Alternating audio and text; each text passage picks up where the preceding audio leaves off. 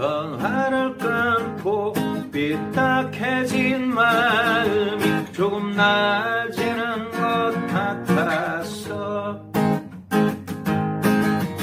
할 말이 있는데 하고 싶은 말이 있는데 비겁하게 살고 싶질 않아.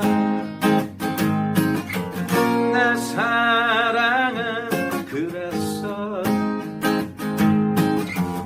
내 사랑은 그랬어. 더 이상 내 안에 없다는 사실을 알리고 어디론가 가고 있다고, 어디론가 사라지고 있다고. 더 이상 볼 수 없음에 억울함에 기분이 이상해. 사실은 억울하지만 아물지 않는 상처를 가졌어. 내 사랑은 그랬어. 내 사랑은 그랬어. 네, 제가 음악인으로 살아야 되겠다라고 어느 한순간에 결정을 했던 건 아닌 것 같아요. 그저 제가 처음에 음악을 접하면서 음악을 그저 처음에는 취미에 가까웠겠죠. 예, 부르다 보고 접하다 보니까 자연스럽게 이 길로 오게 된 것 같은데요. 사실은 세월이 흐르면서 그런 생각을 했던 계기는 음악이라고 하는 것이 어떤 우리들에게 전해줄 수 있는 어떤 매개체 역할, 소통의 고리, 그리고 다양한 우리 삶의 얘기들을 풀어낼 수 있는 도구로서 참 좋은 도구다라는 생각들이 점차 제 마음속에 자리를 잡기 시작했던 것 같아요. 그러면서 매력을 느꼈고, 그런 음악을 통해서 많은 사람들과 삶의 이야기를 소통할 수 있다라고 그러면 이게 직업이 되어도 괜찮지 않을까라는 어떤 막연한 기대감도 있었고요. 어떤 그런 감성적인 역할, 그리고 그 안에서 어떤 감성이 주는 저 어떤 의식의 변화, 이런 걸 통해서 어떤 시간이 흐르면서 점차 자연스럽게 그렇게 바뀌었던 것 같습니다. 예, 저의 성격과도 어떤 일맥상통하는 부분들도 있고요. 그러면서 주변인들에 대한 얘기를 자꾸 주로 듣는 편이에요. 많이 듣다 보니까 이런 얘기를 같이 노래로 만들어 보면 이런 얘기를 다른 사람들도 공감할 수 있지 않을까? 이런 아픔 아니면 이런 행복감들도 다른 사람들과 같이 나눈다라 그러면 그 사람들도 생각지 못했던 그런 감성들을 가질 수 있지 않을까? 라는 하여튼 나눔의 일종인 것 같아요, 감성도. 그래서 이 음악이 줄 수 있는 게 그런 감성들을 나눔으로써 때로는 슬픔을 나누기도 하고요. 예, 그런 입장에서 고민을 하고 생각을 하다 보니까 자연스럽게 그런 어떤 소통의 고리의 역할이 제 포크 음악이 됐던 것 같아요. 우리의 모든 많은 사람들을 포용할 수 있는 다양한 이야기들, 그리고 그런 어떤 삶을 관조하는 듯한 어떤 다양한 포용력, 이런 것들이 저한테는 포크 음악의 매력으로 다가왔던 것 같고요. 그런 얘기들을 함께 나누면서 그리고 또 음악을 하면서 살 수 있다라고 그러면 또 한 가지, 이 사회가 그래도 더 건강해지고 감성들이 더 건강해지지 않을까라는 바람에서 사실은 시작을 했죠. 제가 제 노래 중에서 가장 애정하는 곡이기도 하고요. 예, 신발이라고 하는 곡이 있어요. 신발이라고 하는 곡이 여러분들이 제목을 딱 들으실 때는 무슨 의미일까 참 이렇게 의아해 하실 수도 있는데, 사실 신발이 갖는 의미는 그거예요. 우리와 늘 함께 하지만 가장 지저분하고 가장 험한 곳에 있는 우리와 늘 함께하는 존재. 그거에 대한 어떤 감사함이나 이런 고마움을 사실 특별히 생각해 본 적은 없는 것 같아요. 근데 이 신발이 갖는 의미는 어찌 보면 우리 주변에 있는 내 가족, 친구, 지인, 때로는 내가 현재 누리고 있는 이 환경, 전부 다를 대변한다고도 볼 수 있고요. 그런 것들에 대한 어떤 감사함을 우리는 늘 잊고 사는 것 같아요. 저도 그랬고요.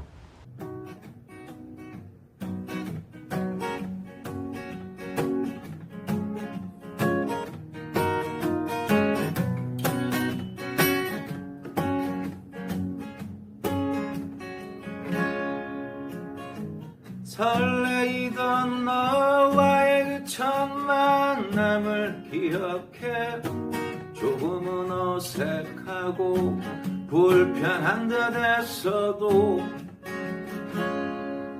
이젠 해지고 낡아서 볼품 없어졌어도 불평한 건 없던 너인데 이제야 알겠어. 주름진 너의 걸음에 힘겨웠을 시간들이 나를 돌아보게 돼. 나와 같이 걸었다고 저리 나와 닮아 있을까. 내 작고 외로운 마음에 소리 들으며 나와 같이 걸었다고 저리 나와 닮아 있을까. 지나온 시간만큼 구김도 아픔도 참 많았을 텐데. 오오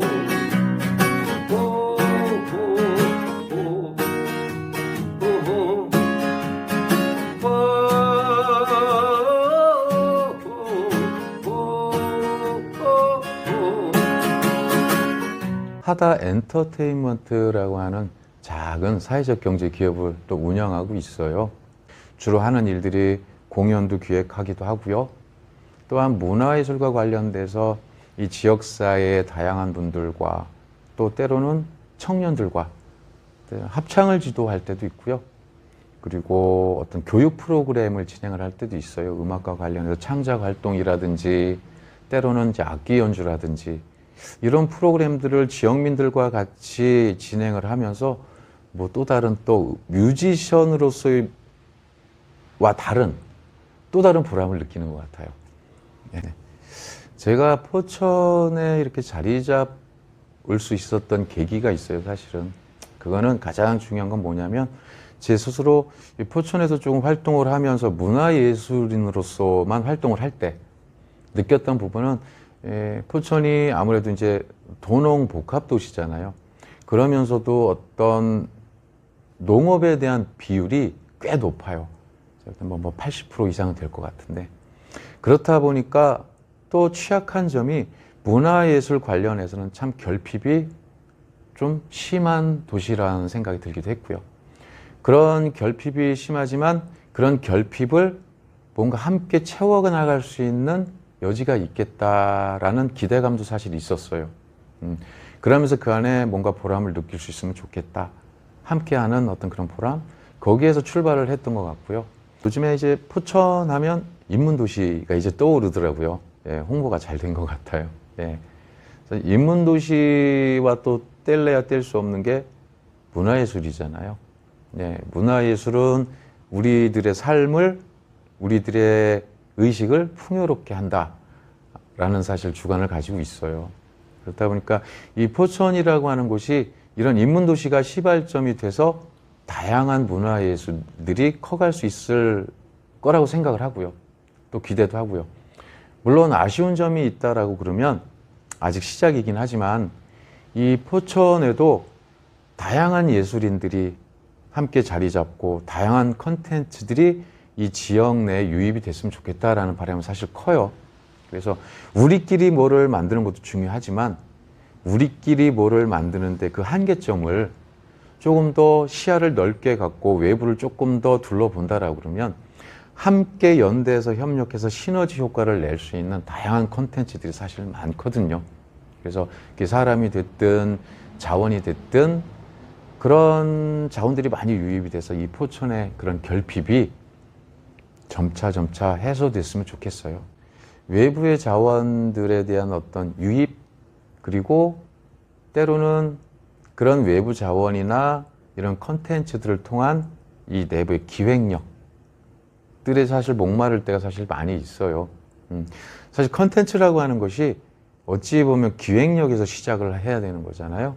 그 기획력이 바탕이 되고 추진이 돼야 될 텐데 그저 때로 하다 보면 저희들도 마찬가지지만 그저 비슷하게 아니면 공연하고 그냥 프로그램 운영하고 좀 이런 개념에 벗어 던져서 좀 더 다양한 것들이 접목될 수 있는, 예를 들면 포천의 어떤 농업 기반 도시잖아요.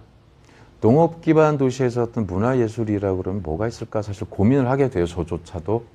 그렇다 보니까 저희들이 하물며 그 농촌에 가서 공연도 하기도 하고요. 뭐 농가에 가서 공연하기도 하고요.